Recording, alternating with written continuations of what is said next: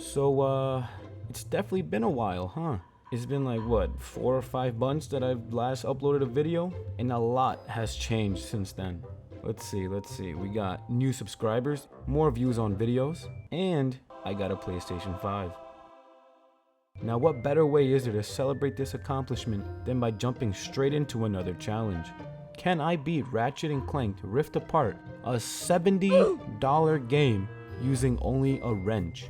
Well, let's find out. First things first, I had to set some ground rules. Number 1, the game's wide variety of weaponry and fun gadgets are illegal. I cannot use them, I can't even look at them. If you wanted to see some gunplay and a lot of bangs and booms, you're on the wrong channel, buddy. We are here because we're no puss boys, we grow hair on our chest. Number 2, damage can only come from my wrench. Anything other than that, and I'm restarting the checkpoint. And finally, number 3, maybe hit the subscribe button. Maybe shoot me a challenge down below in the comment section. Try to make it at 10 subscribers by the end of the year. Let's make that happen. Alrighty, with that all said, let's do this thing. You already know we're going for the hardest difficulty, because if it wasn't, where the hell's the challenge? Okay, so the game opens up with Ratchet getting a parade thrown for his birthday. Let's see. Alright, now let's see here. We got the bootleg Crimson Chin. We got skid marks. And then we got, I don't even know what this is, a pile of garbage.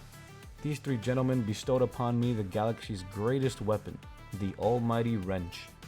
I jumped from float to float, testing out my wrench, making sure it's ready to be abused throughout this playthrough. My hopes of this challenge being easy kinda went down the drain immediately after realizing that this metallic steel wrench couldn't pop these balloons. But it's okay, because as soon as the future victims of my wrench decided to crash my birthday, I decided it was time to crash my wrench into their skulls. Now children, if you for whatever reason want to attempt this challenge, I'd recommend keeping a distance from your foe and throwing your wrench from afar. Get really good at doing this, since it's the main way you'll basically be damaging bosses in this game. Like this spacecraft. I think we can all admire the calculations I had to do in my mind in order to successfully blow this ship up.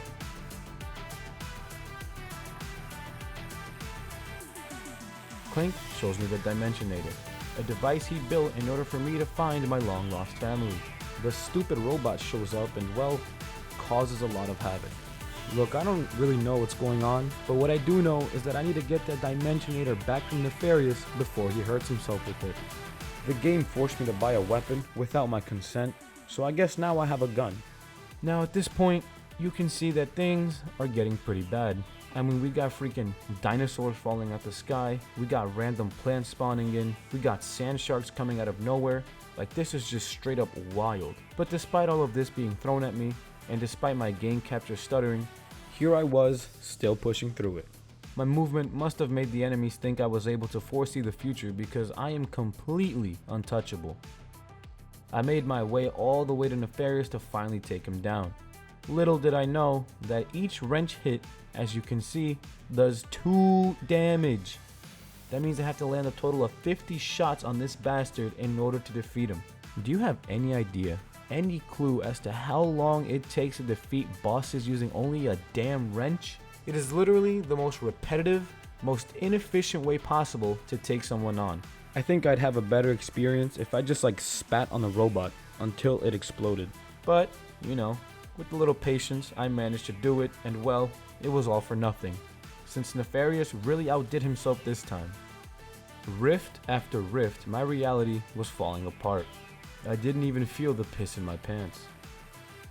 I almost had the upper hand on the little rascal, but of course, he got saved because the story needs to continue. So, thank you, Clank. Thank you for this gift. Not only did I lose you to some furry, but Dr. Nefarious also got what he always dreamt for. World domination. You can tell he's very excited.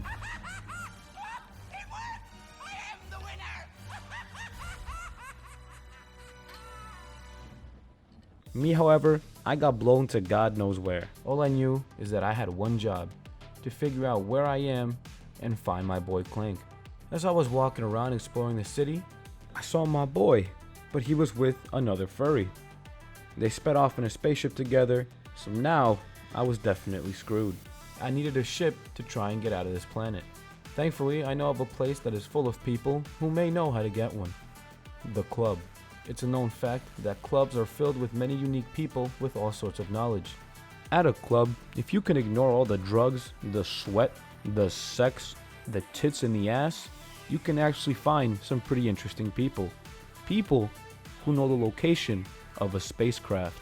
I'm looking for a guy named Phantom. And, hey, wait a second, that's not a robot. It's Skid Marks. It's Skid. I decided to follow him around and protect him for a little bit since he was completely and utterly useless.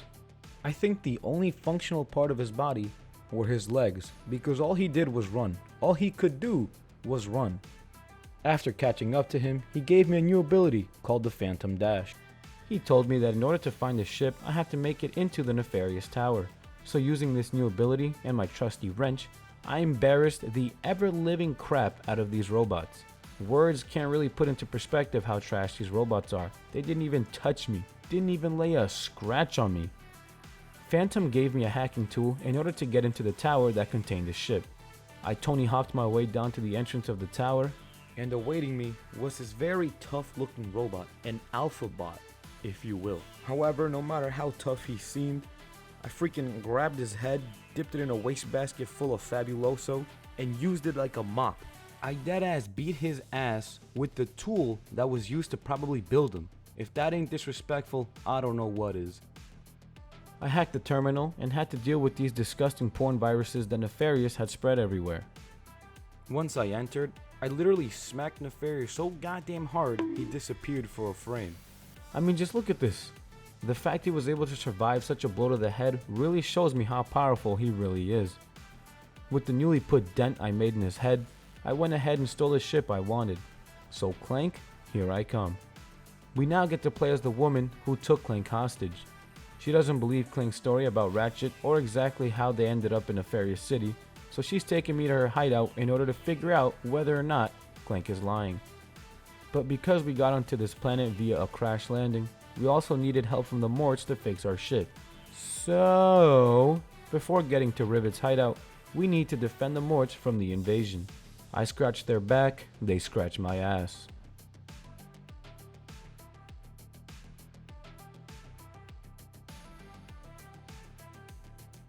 After defeating the small invasion, I thought it was over. Mission is done. But nope, we got a giant flying mechanical centipede I have to take down first.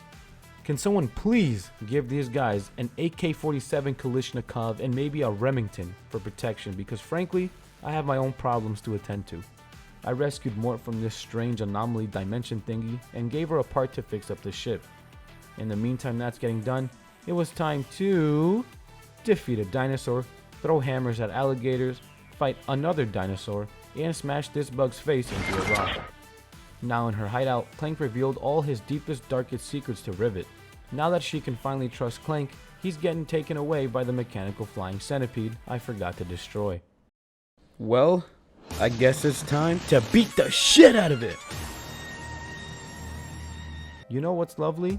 Seeing that throwing the hammer at this thing only does 1 damage. That is 100 times I have to hit this damn thing, which means that's 100% goddamn annoying to do. I've managed to make such an easy fight into the most tedious and repetitive thing I've ever done. But just stay nice and close and eventually you'll kill it. With the Mort saved and the ship now fixed, it was time to head to Zerkie's in order to try and fix Clank's communicator to contact Ratchet. I am feeling a bit responsible for all of this. Perhaps it is because of me that the dimensions are falling apart. You're damn right it's your fault. Literally every terrible thing that has happened thus far is your fault. You couldn't have just gotten Ratchet a cake and some goddamn clothes. No. You had to go above and beyond and build the damn Lombax a Dimensionator. A Dimensionator. Who in their right mind thinks that's a good idea? You know what? I'm glad you feel sad, Clank. Stay like that. Stay sad, you metallic bastard. So Zerkie's is a bar with an arena inside it. You'll find all sorts of different people here, like this sheep. Yeah, I bet it smells bad, huh, Clank? You should have burped in your face, you silver robotic dumbass. Here, we meet a pussy named Pierre, who had the part I was looking for. but in order to obtain it, I of course had to fight him in the arena. After spitting on the competition and going through the waves, Pierre sprained his ankle doing absolutely nothing, so he sent his robot to try and take me out. Now I am an honest man. I do not lie. I am not afraid to admit that I did succumb to the garbage that was thrown at my screen, but it's okay. No need to worry about it. Because in the next attempt, I threw this hammer so damn hard it made everyone around me explode. Pierre gave me the part I needed, and Clank was finally able to contact Ratchet. The two lovebirds finally hear each other's voices, and Clank hatches the brilliant idea to rebuild the Dimensionator. Clank tells Ratchet to go to Savali in order to find the blueprints on how to build it. So guess where I'm swinging this wrench next? Savali. It's Savali.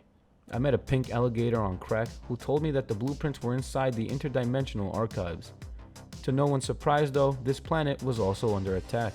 Is there some sort of like tracker placed in Ratchet's butthole? Like how the hell do these enemies keep ending up where I am? But yeah, no, this part isn't fun. The amount of lasers and the little health that's around me made for a very, very unpleasant experience. Stepping in fecal matter and having to wipe it off using grass would have been a better time than whatever the developers coded into this section. A dimensional anomaly was detected, and I kid you not, this made the archives get up and walk away. That's right, the building got up and walked away. Thankfully though, this gave me access to the best item in the game, which made this game so much better to play. The speed at which I run at would make even the Flash huff and puff if he tried to catch me. Using my boots, I was tasked to save these monks that were trapped.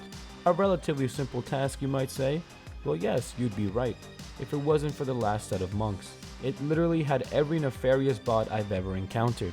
It had two KT-7461S, which are basically just these spaceships. And it even had a juggernaut. Let's just say I've had better days in my life. With the monks saved, they opened up rifts for me to go through in order to gain enough speed to jump into the walking temple. The amount of enemies on this thing was ridiculous. I was actually baffled.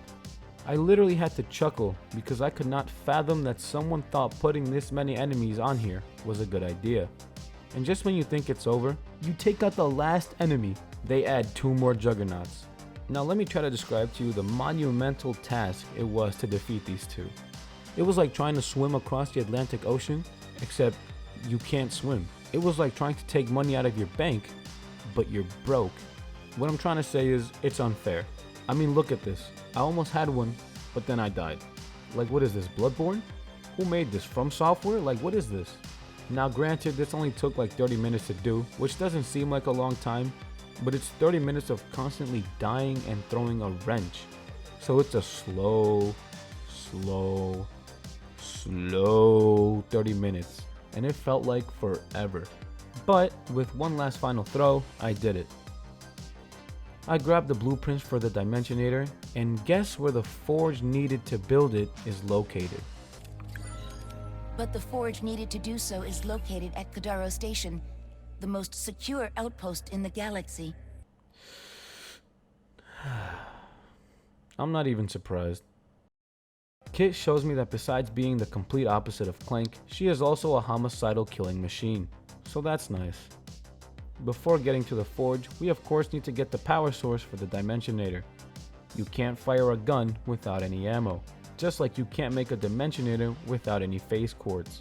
Blizzard Prime holds this incredibly rare and delicate ore, but as you can see, the planet isn't exactly a planet anymore.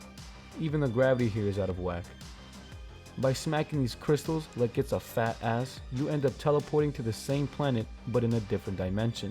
One where the things are peaceful and the drill is still operational. Using these crystals, I'm able to hop between dimensions in order to traverse the land. I won't bore you with the details, but Clank entered another anomaly in order to fix an elevator, I fought a juggernaut, and I skated my way in and out of dimensions in order to get to the giant drill. Only after turning it on do we receive a message saying, "Do not turn it on," because that's what destroyed the other dimension's planet. I saw the phase core coming out of the ground, so I knocked it out using my hammer. I had a fight with another ship, and it knocked into the drill, causing it to turn on and destroy the crystal. So again, all of that work was a waste of time. But it's okay, because Rickett knows about someone named the Fixer. Someone who can fix anything that is broken. You got a broken heart? The Fixer can fix it. You got a broken fork? The Fixer can fix it. Literally anything you can imagine, the Fixer can fix it. The one thing I didn't expect though, is that the Fixer was a huge robot who is broken. So we have to fix the Fixer in order for it to fix the things that needs fixing. Great. Pierre comes back for more action, and boy does he bring it to me. The shield-wielding pirates are a pain to fight with no gun. Destroying one with my hammer is quite a process, as you can see here. And this level is literally filled with these enemies. They are everywhere. Literally everywhere. I gave the robot power only to find out that it's lost its goddamn mind. It's like every damn robot in this game has lost their mind. I had to dodge and weave this oversized tin can until I used the power of speech to make him good again. Naruto would be proud. He fixed the phase quartz, and while he was at it, he should have used the purple beam to fix the developer's head for making this game harder than it needed to be. Well, with all of that fixed, all I needed to do now is actually build the damn weapon. Time to head to the forge. Just like in Blizzard, we could hop in and out of dimensions in order to find the forge. I met a bootleg Wheatley and he was showing me around the area. But then, I realized I wasn't alone. A monster was lurking in the facility, slowly stalking us. But this is a monster I'll soon have to face in the next video. Thank you guys for watching, and I'll see you on part 2 of this challenge. Peace out.